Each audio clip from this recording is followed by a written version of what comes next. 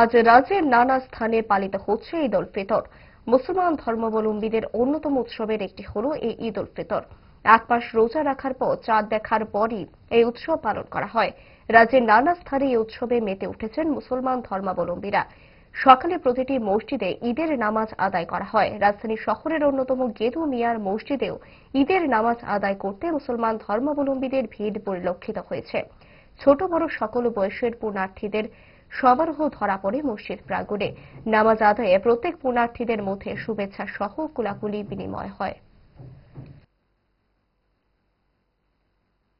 রমাজানের রোজা খোলার পরে যে ঈদ বা আনন্দ বা খুশি উপভোগ করা হয় এটাকে ঈদ উল ফিতর বলা হয়।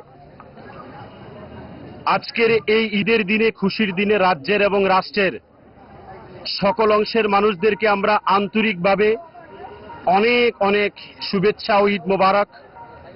এবং এই ঈদের আনন্দে প্রত্যেকটা ধর্মের, প্রত্যেকটা বর্ণের মানুষ, প্রত্যেকটা নাগরিক ঈদের আনন্দে আনন্দিত এবং মুখরিত হোক এবং পবিত্র মাহে রমজানের রোজার মাধ্যমে যে শিক্ষা আমরা গ্রহণ করেছি, সত্যিকারের একজন আদর্শ মানুষ হওয়ার যে প্র্যাকটিস এবং অনুশীলন আমরা করেছি, এই অনুশীলনকে ভিত্তি করে আমরা প্রত্যেকটা মানুষ যাতে বছরের প্রত্যেকটা দিন সে আদর্শ মানুষ হিসেবে আমরা আমাদেরকে পরিচালিত করতে পারি এবং রাজ্যের এবং রাষ্ট্রের সার্বিক শান্তি, সম্প্রীতি, সৌহার্দ্য ও জাতীয় সংহতি যাতে আরো মজবুত হয়, আরো সুদৃঢ় হয়, আমাদের ইউনিটি এন্ড ডাইভার্সিটি যাতে আরো শক্তিশালী হয়, তার জন্য আজকের এই পবিত্র মুহূর্তে আল্লাহ তাআলার কাছে দোয়া ও প্রার্থনা করছি।